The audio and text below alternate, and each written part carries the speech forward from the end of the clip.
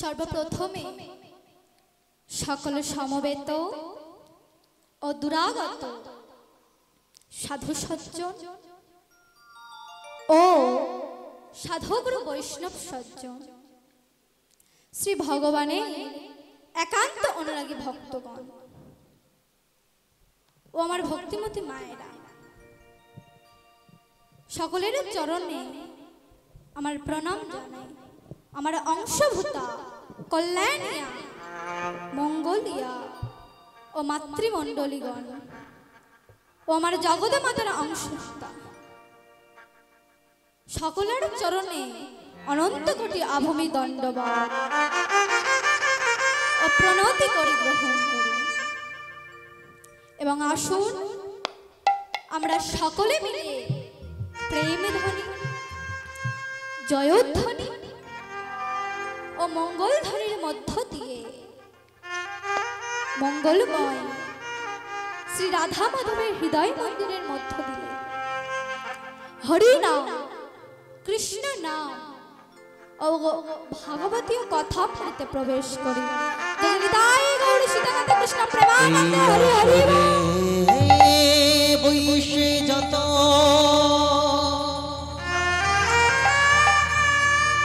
আমার গৌর ভক্তগণ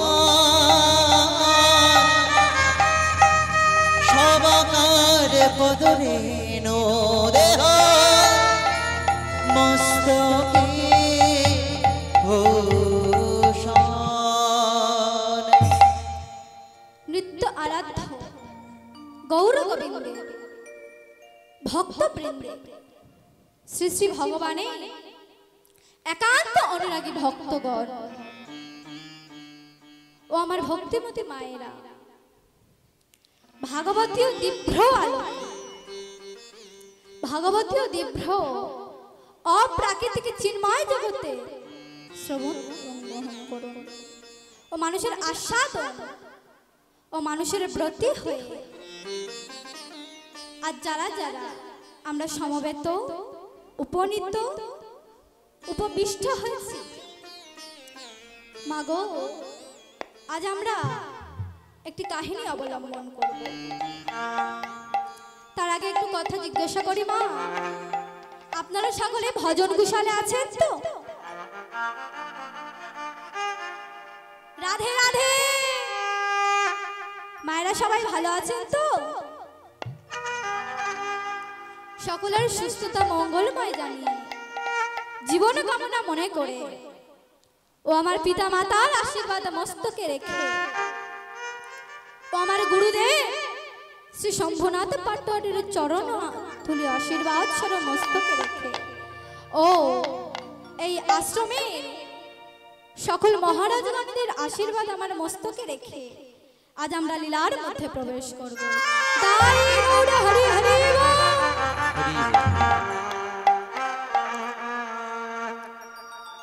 ভক্তমণ্ডলী ও ভক্তিমতী মায়েরা, আচ্ছা হরি নাম বললে কি হয় আর না বললে কি হয়, এই প্রশ্নটা আপনাদের মধ্যে জাগে না? কি গো মা, জাগে না? বলছে যে হরি নাম বললে কি হয় আর না বললে কি হয়। শাস্ত্রে বলছে হরি নাম বললে কিছু হোক না হোক অমানুষ থেকে মানুষ হওয়া যায়, আর হরি নামে না বললে মানুষ থেকে অমানুষ হয়ে যায়। নিতাই গৌর হরি হরি হরি হরি হরি হরি। তা ভক্তমণ্ডলী ভক্তিমতী মায়েরা, মানুষ হতে গেলে আমাদেরকে কি করতে হবে? বললেন যে মানুষ হতে গেলে আমাদেরকে মানুষের পায়ে পড়তে হবে। স্কুল কলেজে পড়ে তুমি মানুষ হতে পারবে না। ওমা বিবেকানন্দ বলেছিলেন, education is the manifestation, perfection all the reel man. মানুষের প্রকৃত শিক্ষা তার নৈতিক চারিত্রিক এবং আধ্যাত্মিক বিকাশ। তা যদি না হয়, ওটা দেখতে মানুষের মতো হলেও ওটা মানুষ বলে পদবাচ্য হয় না। সব সময়ের জন্য মনে রাখবে যে এই পৃথিবীর মাটিতে দাঁড়িয়ে মানুষ হয়ে কি করে গেলাম, মানুষ হয়ে আমি যা করে গেছি এতে মানুষের প্রকৃত কল্যাণ কতটুকু হয়েছে। মানুষ হয়ে তুমি যদি না পৃথিবীর মানুষের সম্বন্ধে কিছু করে যাও, তুমি কখনো নিজেকে প্রকৃত মানুষ বলে ভাবতে পারবে না। ওমা, এখন তো শিক্ষিত ছেলে প্রত্যেকটা ঘরে ঘরে দেখা যাচ্ছে। আজ থেকে 150 বছর আগে যে ছেলেটা গ্রাজুয়েট করলো, তখন তো এত শিক্ষিত ছিল না, মা কম কম ছিল। সে কে না? বিবেকানন্দ। ভেবে দেখুন তো, একটা গ্রাজুয়েট ছেলে, একটা বিএ পাস ছেলে, সে যার কাছ থেকে গুরু মন্ত্র নিল, গুরুদেবটা ডাহা মূর্খ, জীবনে স্কুলের দরজা দেখেন। ওমা, তিনি কে না? রামকৃষ্ণ পরমহংসদেব। বিবেকানন্দ তো বলতে পারতেন যে আপনি পড়াশোনা করেননি, মূর্খ গুরুর কাছে আমি শিক্ষা নেব কেন? ওমা, মনে রাখবে, গুরু কে হবে? যার গুরুত্ব আছে সেই গুরু হতে পারবে, অন্য কেউ গুরু হতে পারবে না। তাহলে বিবেকানন্দ রামকৃষ্ণ দেবের কাছে গুরু গ্রহণ করছে কেন? বিবেকানন্দ রামকৃষ্ণ দেবের কাছে গিয়ে রামকৃষ্ণ দেবের আশীর্বাদ মস্তকে নিয়ে চলে গিয়েছিলেন আমেরিকার শিকাগো হিন্দু ধর্মসভা। ভারতবাসীর হয়ে বলার জন্য। ওমা, সেখানে খ্রিস্টান ধর্মের মানুষ এসেছে, মুসলমান ধর্মের মানুষ এসেছে, সব ধর্মের মানুষ এলো, প্রত্যেকে প্রত্যেকের ধর্ম নিয়ে বলে। এবার বিবেকানন্দকে যখন খাতা কলম দিয়ে জিজ্ঞাসা করছে যে আপনি বলুন আপনার বক্তব্যের বিষয় কি, তো আস্তে করে উত্তর দিয়েছিলেন বিলিজিয়ান অব জেন্টাল, ভদ্র লোকের ধর্ম। আমার ধর্ম হিন্দু ধর্ম না, মুসলমান ধর্ম না, খ্রিস্টান ধর্ম না, আমার ধর্ম হচ্ছে মানব ধর্ম। এই পৃথিবীতে মানুষ হতে গেলে যে ধর্ম পালন করতে হবে সেই ধর্ম আমি পালন করব। ওমা, অপরাধ নেবেন না। আজকাল আমাদের বাড়ির মায়েরা বোনেরা যে সমস্ত ড্রেসগুলো পরছে, ওমা একটা ড্রেস পরছে তাতে 20 জায়গায় ছেঁড়া আছে।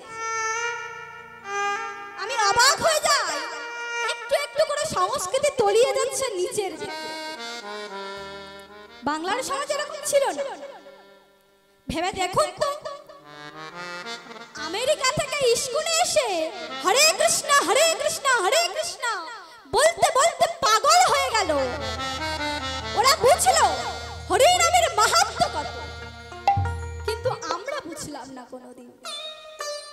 কেন বুঝবো? গোড়ায় তো গন্ডগোল আছে। ওমা, বিবেকানন্দ যখন ভারতবর্ষের মানুষের সম্বন্ধে কথা বলেছেন, 5 মিনিট সময় দেওয়া হয়েছে, সেই 5 মিনিট সময়টা একটু একটু একটু একটু করে বাড়াতে বাড়াতে পরবর্তীতে 4 ঘন্টা করা হয়েছে। বলেই যাচ্ছে বলেই যাচ্ছে বলেই যাচ্ছে। ওমা, আমাদের কথা তো বলে শেষ করা যায় না। তো এখানে রামের জন্ম হয়েছে, এখানে রাবণেরও জন্ম হয়েছে। মাগো, মনে রাখবে, রামায়ণে 2টো লোকের নাম পাওয়া যায়। কে কে না? একটা হলো দশরথ আর একটা হলো দশানন। তারা কি করলো না? দশরথ মানে যে নিজের 10টা ইন্দ্রিয়কে রথের উপরে বসিয়ে 10টা দিকে ভ্রমণ করিয়েছে, সে হচ্ছে রামের বাবা রাজা দশরথ। আর একজন না রাবণ, যার আরেক নাম দশানন। সে কি করলো না? নিজের 10টা ইন্দ্রিয়কে 10টা মুখ বানিয়ে নিয়েছে। আর 10টা মুখ বানিয়ে শুধুমাত্র খাবো খাবো খাবো খাবো ভোগ বিলাসে ব্যস্ত হলো। ওমা, তার পরিণতি কি হলো? সারা জীবন ধরে ছেলে আমার, মেয়ে আমার, বাড়ি আমার, গাড়ি আমার, টাকা আমার, পয়সা আমার, কিন্তু আমি কোনোদিন চিন্তা করিনি সব যদি আমার হয় আমি কার। যেদিন দেখবেন দুটো চোখ বুঝে যাবে, চোখের সামনে সব সরকারি খামা। ওমা, শুধু হরলিক্স কমপ্লেন খাইয়ে ছেলেটাকে গায়ে গতরে বড় করলে হবে না, মনে একটু বড় করো। সকালবেলা ঘুম থেকে উঠে গুড মর্নিং না, হরে কৃষ্ণ বলা অভ্যাস করাও, জয় নিতাই বলা অভ্যাস করাও যদি বেঁচে থাকতে চাও। বাবাকে বাবা বলে ডাকতে শেখাও, ড্যাড নয়। ড্যাড কি? ড্যাড কি? একদিন দেখবে তোমার বাড়ির ছেলে মেয়েরা তোমার কাছে গিয়ে বলবে ড্যাড তুমি হ্যাঁ, তাড়িয়ে দেবে। তাই বলি গো, বাবাকে বাবা বলে ডাকতে শেখাও, মাকে মা বলে ডাকতে শেখাও, সম্মান দিতে শেখাও। ও মা, রাস্তায় সাধুগুরু বৈষ্ণবকে দেখলে টোন কাটছে, উপহাস্য করছে, এগুলো নয়। প্রকৃত সত্তাকে ভালোবাসতে শেখায়। ভগবানকে দেখলে দুহাত জোড়ো করে হাঁটু গাড়া দিয়ে প্রণাম করতে শেখাবে না বাড়ির ছেলে মেয়ে। বিবেকানন্দ যখন ভারতবর্ষের মানুষের সম্বন্ধে কথা বলেছিলেন, আমেরিকার মানুষ হাততালি দিয়েছিল 5 মিনিট ধরে। তো বক্তব্যের শেষে একটা গাছের নিচে বসে আছে, কারো বাড়ি যান না, কোথায় থাকবেন কাউকে তো চেনেন না। তো একটা গাছের নিচে যখন বসে আছে, সেই সময় একটা সুন্দরী মেয়ে বিবেকানন্দের কাছে এসে বলছে, অনেকে আপনাকে অনেক কথা বলছে, আমি একটা কথা বলবো? বিবেকানন্দ বলছে হ্যাঁ বলো। ওমা, সেই গাছের নিচে অনেক মানুষের ভিড়। কি বলছে? বলছে আমি আপনাকে বিয়ে করতে চাই। ওমা, যেই কথা বলেছে বিবেকানন্দের মুখটা শুকিয়ে গেছে। বলছে মা, তুমি বুঝতে পারছো না আমি ব্রহ্মচারী, গেরুয়া পোশাক পরেছি, মাথায় পাকড়ে দিয়েছি, আমি বিয়ে করব না। যেই কথা বলেছে মেয়েটি কাঁদতে কাঁদতে চলে যাচ্ছে। বিবেকানন্দ সিদ্ধান্ত নিল, মনে মনে চিন্তা করছে কোন নারী জাতির মনে কষ্ট দিয়ে কখনো সন্ন্যাসী হওয়া যাবে না। তাই পিছন দিক থেকে ডাকছে, মা শোনো। এসেছে কাছে। আচ্ছা মা। তখন মেয়েটি বলছে কি হলো, ডাকলেন কেন? বিবেকানন্দ বলছে আচ্ছা মা। মেয়েটি বলছে কি হয়েছে? আচ্ছা, আমেরিকায় এত ভালো ভালো মানুষ থাকতে, এত বড় বড় মানুষ থাকতে, এত ধনী মানুষ থাকতে, তুমি আমার মতো একজন ভারতীয় ভিখারি সন্ন্যাসীকে বিয়ে করবে কেন? ওমা, যেই এই প্রশ্নটা করেছে, মেয়েটিকে উত্তর দিল জানেন? বলছে আমি আপনাকে কেন বিয়ে করতে চাই জানেন? বিবেকানন্দ বলছে কেন? বলছে আমি আপনাকে বিয়ে করলে আপনার ঔরসে আমার গর্ভে আপনার মতো একজন তেজস্বী সন্তান জন্ম নেবে। সে যখন রাস্তা দিয়ে হেঁটে যাবে, প্রত্যেকটা মানুষ আঙুল দেখে বলবে দেখো গো দেখো, বিবেকানন্দের ছেলে হেঁটে যাচ্ছে। ওমা, বিবেকানন্দ মনে মনে ভাবলেন যে সত্যি মায়ের বুদ্ধিটা খারাপ নয়, বিরাট বুদ্ধি এটেছে। চালাক মেয়ে মানুষ তো, বোকা মেয়ে মানুষ নয়। তাই কি করলো জানেন? বিবেকানন্দ মেয়েটির সামনে গিয়ে হাতে জোড়ো করে বলেছিল, আমিও অনেকদিন ধরে একটা উপায় খুঁজছিলাম। কি উপায়? বলছে তোমার দরকার আমার মতো একটা ছেলে। তখন মেয়েটি বলছে, হ্যাঁ। বিবেকানন্দ উত্তর দিচ্ছে, আমারও দরকার তোমার মধ্যে একটা মা। একটা কাজ করলে হয় না, আজ থেকে তুমি আমাকে তোমার ছেলে বানিয়ে নাও, তাহলে তোমাকেও বিয়ে করতে হবে না, আর আমার ব্রহ্মচর্য অটুট থেকে যাবে, আর তুমিও আমার মতো একটা ছেলে পেয়ে গেলে। মা যেই এ কথা বলেছে, মেয়েটির সঙ্গে সঙ্গে হাত দুটোকে বাড়িয়ে দিয়েছে। মাতা কে জানেন? মাতার আর্থারের নোবেল ভগিনী নিবেদিতা। তাহলে ছেলে যেখানে থাকবে মাকেও সেখানে থাকতে হবে, কি গো মা, তাই তো? আমার ছেলে যেখানে থাকবে মাকেও তো সেখানে থাকতে হবে। মা ছেলের হাত ধরে জাহাজে করে ফিরে যাচ্ছে ভারতবর্ষে। ছেলে গিয়ে মায়ের কাছে বলছে, মা, ও মা, ভারতবর্ষের মানুষ কিন্তু খুব খারাপ, কটু কথা বলে। দেখো মা, তুমি ভারতবর্ষের মানুষকে একটু সামলে নিও। যেই কথা বলেছে, ভগিনী নিবেদিতা বলছে, খোকা, আমি অত বোকা নই রে। ভারতবর্ষের মানুষের সম্মুখীন আমি হয়েছিলাম, ভারতবর্ষের মানুষের সম্বন্ধে একটু হলেও আমি জানি। বলে, শোন, মনে রাখিস, এই ভারতবর্ষে যত মানুষ সাধনায় সিদ্ধি লাভ করেছে, সব থেকে কম বয়সে কে সাধু হয়েছে জানিস? বিবেকানন্দ বলছে, কে মা? বলছে, গৌতম বুদ্ধ।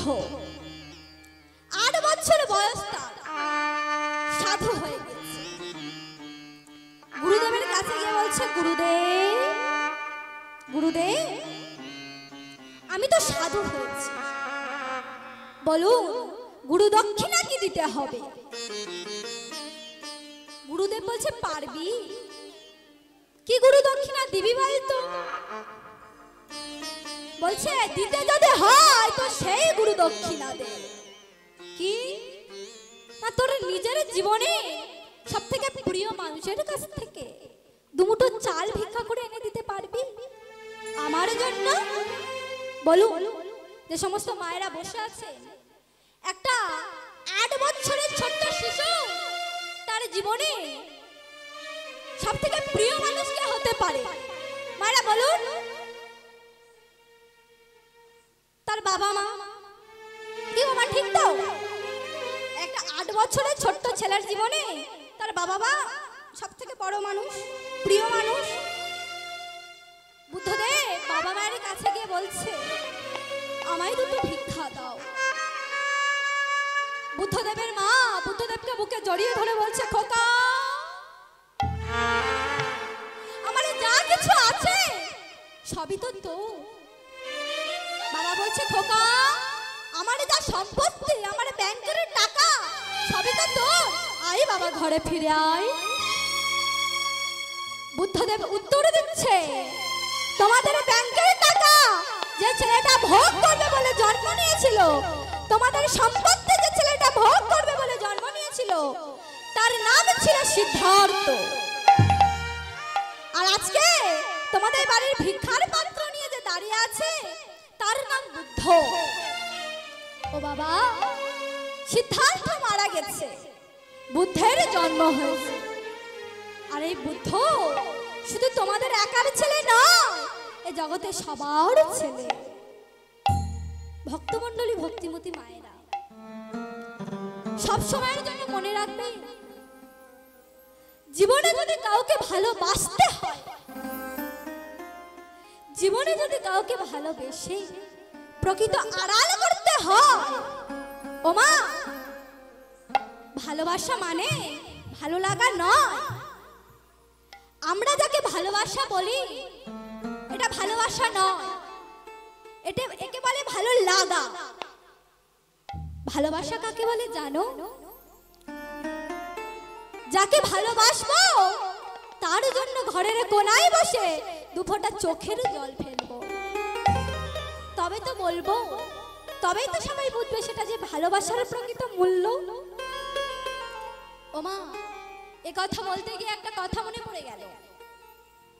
আমাদের বাংলার যিনি শ্রেষ্ঠ গায়ক ছিলেন মান্না দে মহাশয়। তিনি মারা গিয়েছে, তো তার গান আজও আমাদের প্রত্যেকটা মানুষের হৃদয়ে গাথা আছে। তিনি একটা গান গেয়েছিলেন, কাফাটা চোখের জল ফেলেছো যে তুমি ভালোবাসবে। বলো যে সমস্ত মায়েরা বসে আছে, জানো আমি যখন ছোট ছিলাম আমার এই মনটাকে আমার বাবা মাকে দিয়েছিলাম। তারা যখন আমাকে বকেছে আমি তাদের জন্য কেঁদেছি। এবার আমি বড় হয়েছি, স্কুলে গিয়েছি, কলেজে গিয়েছি, ইউনিভার্সিটিতে যাচ্ছি, সেখানে আমার নতুন বন্ধু বান্ধবী হয়েছে। তারা যখন আমায় কষ্ট দিয়েছে আমি তাদের জন্য কেঁদেছি।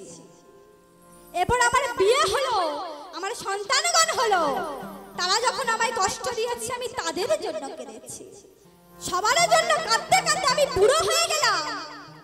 শেষ জীবনে কীর্তন শুনতে গিয়ে হরিনামের আসনে বসেছি আমি।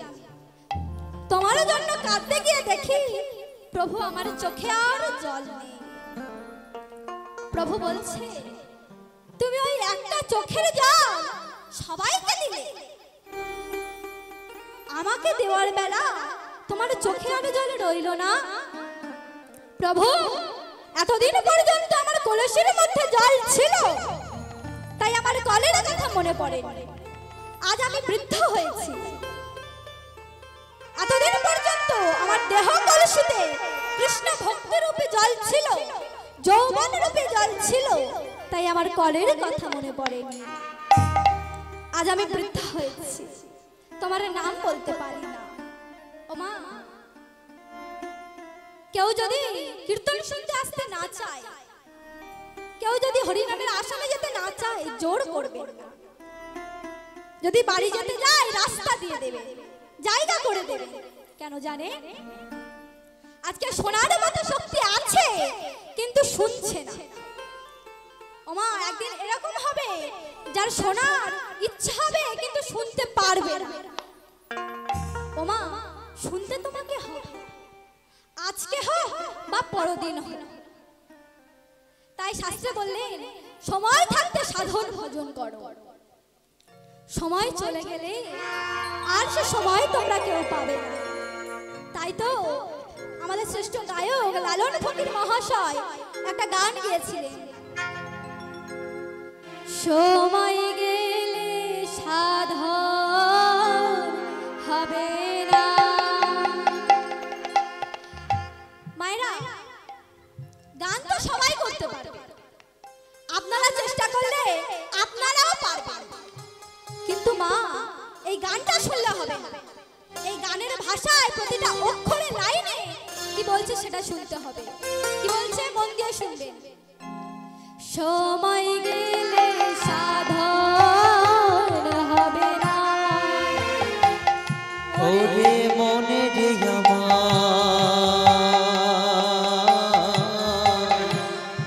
সময় গেলে সাধন হবে না। ওরে মন রে আমার, সময় গেলে সাধন হবে না।